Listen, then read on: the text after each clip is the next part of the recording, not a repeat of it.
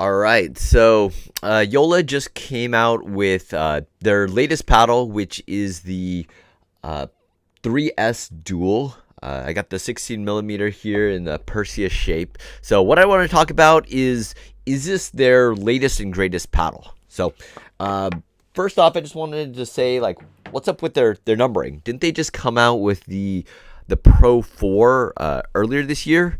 And like, didn't they have a 3 before that, and also another 3S? So, like, basically, what's the difference between this paddle versus the older 3S paddle? So I went and grabbed a couple of my old paddles, tested them out, as well as grabbed a handful of my Pro 4s. I couldn't grab all of them to have some of them out on loan, but basically, yeah, like, what's the difference with it? Is it just the color, and do I need to get one of these if I already have a Pro 4? So today we're going to be covering what exactly is the Joola 3S Dual, and we'll compare it with a couple other Gen 3 paddles, like maybe like the Thrive Fury up here. We got the Thrive Fury Elongated, which just comes out in another week, and maybe the Alpha Pro. We'll talk about that as well from Engage, and that's over right over there. So cool. So first off, I just wanted to talk about, well, what do you guys think of my new studio setup in the middle of revamping everything? I actually got a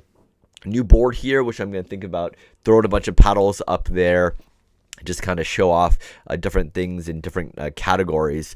So let me know what you guys think, or if there's anything else cool I should do, like shingles of paddles on the wall, or different other parts, just to make it a little bit less cluttered. So, all right, cool. So let's talk about what is the 3S Dual and why is it different from the original 3S. So here I don't have my Perseus on me at the moment, but let me just set this down so I don't drop it like I did before. So I got a Hyperion, I got my Scorpius, and I was playing with the Perseus as well. And after trying so many new paddles recently, I mean, especially going through foam paddles, trying this new 3S, the 4, and other things, my take of the 3S is that it's a really harsh paddle, right? I mean, it was great at the time when it came out, but when I went back to these, they were pretty stiff. And I remember they had a really long break-in period, and they core crush a lot. What's up? Come on in. Come and say hi. Here, I can have you hold these. Just grab a chair, sit down.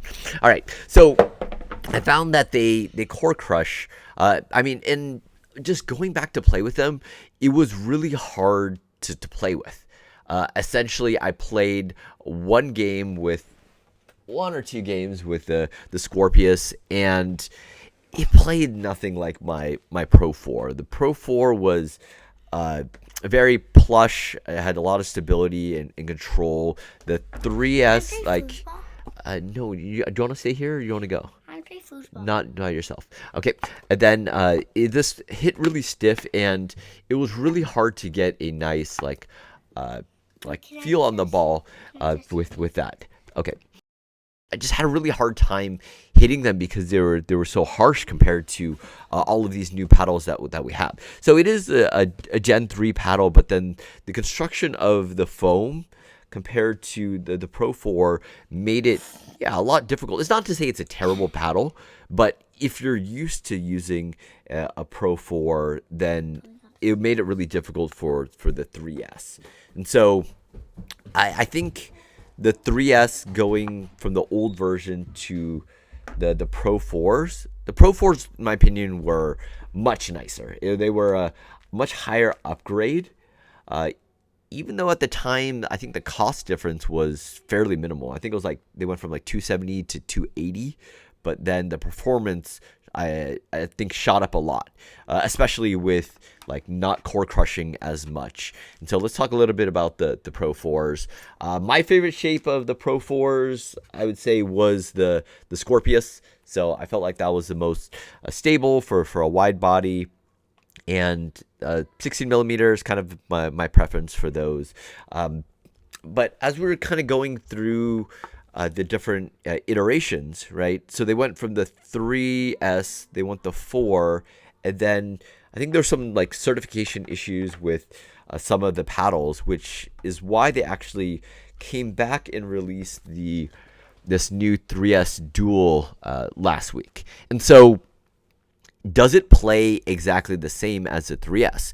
And in my opinion, it doesn't.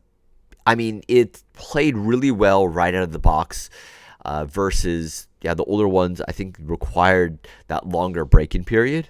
And so these, I know with the foam paddles, that's kind of been one of the trends, is like full foam paddles like the Loco and like, what else we got? Like the Boomstick and other things, and the J2, like Honolulu series. Like those you could just like pick up and play right away, versus I think traditionally Gen 3 paddles required this like break-in period where I know people would actually like hit their paddles with like the vibrating massage gun and other stuff. But I think this one just played really well right out of the box. So my take on this paddle is, well, why market it as a 3S paddle when it's remarkably different from other paddles, right?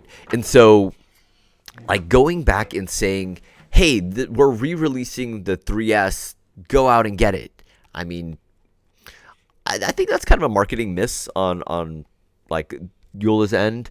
I think they should just market it as a different paddle, because the play profile is different. Maybe interior might be very similar, but just the response as a customer to like picking up the paddle and playing with it, I'm not going to compare this and say, hey, it's pretty much the 3S.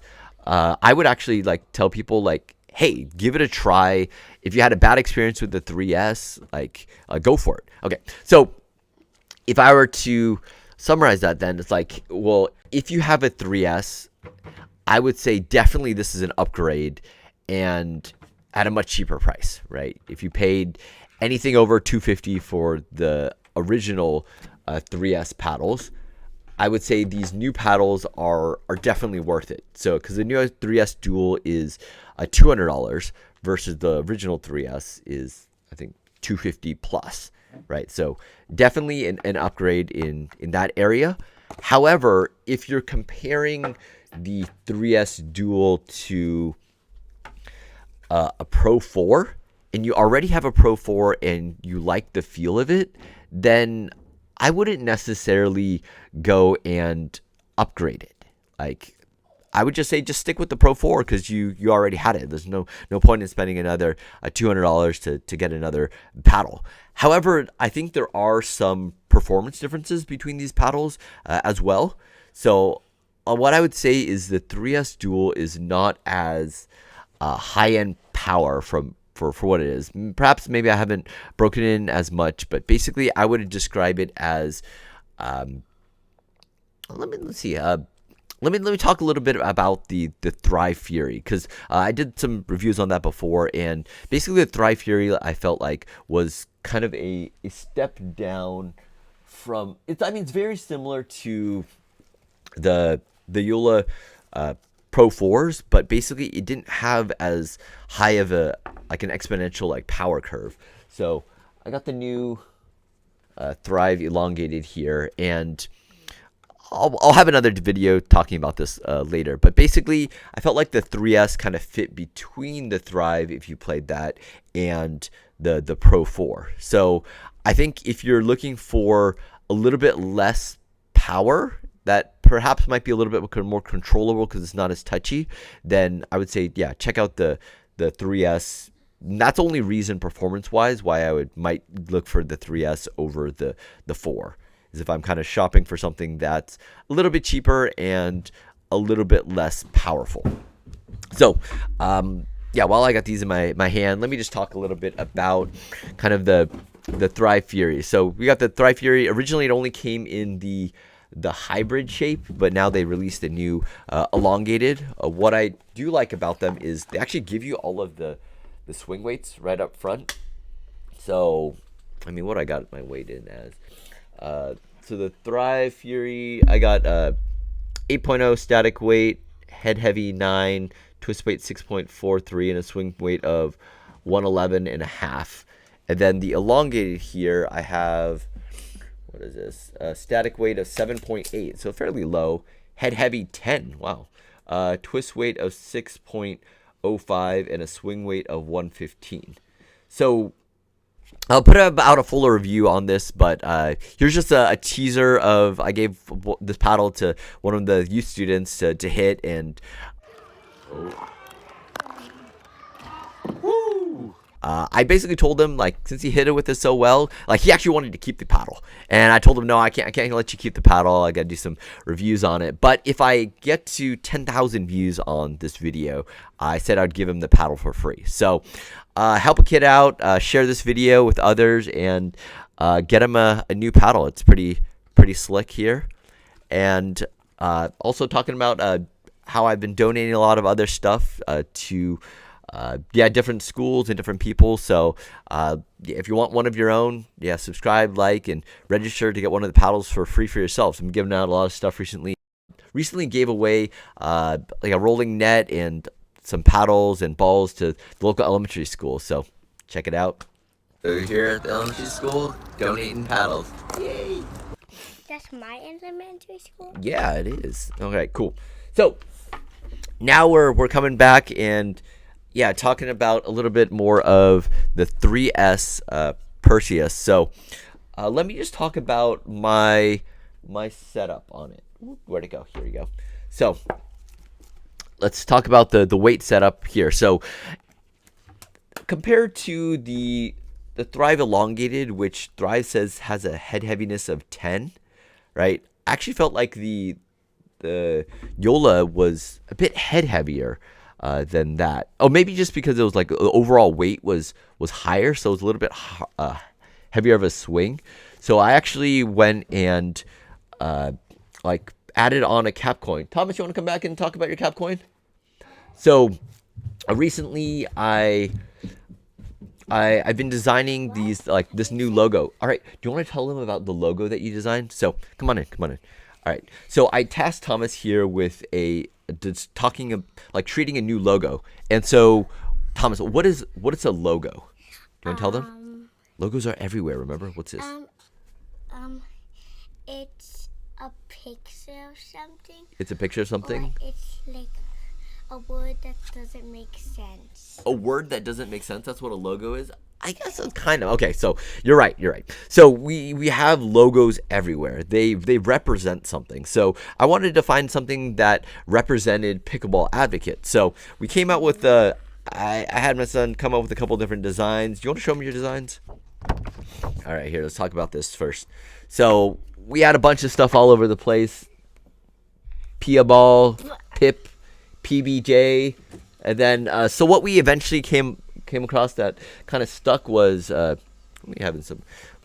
what do you call this? The Crazy Pickleball. The Crazy Pickleball. So we went ahead and designed some weighted cap coins. If you guys have never used weighted cap coins before, you guys are in for a treat, and I'll tell you guys all about it. So you want to hold it up there. So this is the design of the cap coin here. So we got our flaming Pickleball Advocate on there. So we'll be giving these ones away for free, right? So stay tuned to see how you can get some of those for free. These are 9-gram weights, and we've been sticking them, just right on the bottom of your paddle here. So the point of the weighted cap coins is basically, like I mentioned before, I prefer hybrid shaped paddles, right? So I went from the Scorpius, which is kind of a wide body but longer handle, and then prefer kind of hybrids in general. So if you're kind of like me in that camp where you like the balance point a little bit lower, which is basically what you get on wider body paddles, right? You can actually like produce the same feel from an elongated paddle. So an elongated paddle, so for me, a lot of people ask, like, how am I able to like switch between so many different paddles like on like a regular basis? Like, I mean, some days I actually go and switch between like 4 or 5 paddles in a day, and like I'll play with them. Sure, I have my preferences on how they play, and I'll adjust a little bit, but by and large, like, I try to keep the swing center mass the same. And the cap coin really allows me to do that, because basically if the center of mass is here, it brings it on down. And so because this is an elongated, which is a higher center of mass for being a longer paddle, I can actually produce the same swing feel. So that's what I did with the cap coin. And then I also threw on some weights here to kind of add a little bit more stability to the 3S. So this is kind of how I set up my 3S paddle. I moved down the weight from the center and then moved it back up a little bit just to kind of produce that like a larger feel here for the paddle. And this one plays pretty well, right? Like I said, it plays stock really well. There's a very minimal break-in period, especially compared to the original 3S. So let's just go back on some overall thoughts on the 3S Dual, right? So basically, my conclusion is I would never go back to the original 3S paddle that Joola produced like 2 years ago, I guess. That is just too harsh of a feel, too much break-in, and it just doesn't play that well compared to so much new stuff that we have on the market now, right? I mean, we got all these awesome Gen 4 paddles, which have like a larger sweet spot, a larger like using the foam cores, locos, like so forth, and like there's no reason to go back to the original 3S paddle. Maybe if you could find one for like $100 for like some new old stock that people are selling, but I would never go back to that original paddle. But the 3S Dual, I think, is definitely worth it. In today's like paddle market, I think their price point of $200 is pretty reasonable, right? I think there's a lot of good paddles around that market, and I know a lot of people kind of prefer the Gen 3 feel. So the Gen 3, you still get that softness, but you get a lot of a feel on the paddle compared to kind of the muted foams. So I'll do another review on that later, kind of comparing Gen 3 and Gen 4, why people prefer one or the other, and is Gen 3 going away anytime soon? So Gen 3 is like the honeycomb core with like a floating, that's floating inside a foam, versus foam cores are like complete foam inside with different sorts of layups there. So that's my conclusion is, I think the 3S is really worth it.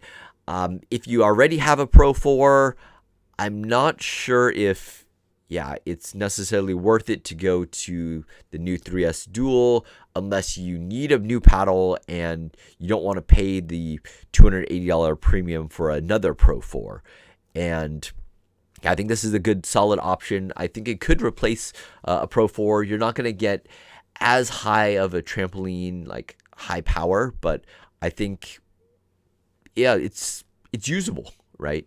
And so definitely check that out. I mean, definitely Joola is a very reputable brand, so $200 is definitely very good for that. So at the end of the day, this is not just a reskin of the old 3S paddles, right? Even though they have this cool, awesome like dual color gradient like colorway, like it's not just going to be a reskin of this old paddle. So it's something new. I think they should have just called it something. I don't even know what they would call it. 3.5, maybe, if that makes it moves forward in the paddle spectrum. But so that's kind of my take on the 3S paddles. Check out my discount codes on everything, and I'll get back with some future reviews, and hopefully I can give away my Thrive Fury if we get enough views on this video. Or if you want the 3S Dual for yourself, subscribe and let me know in the comments. All right, see you guys next time.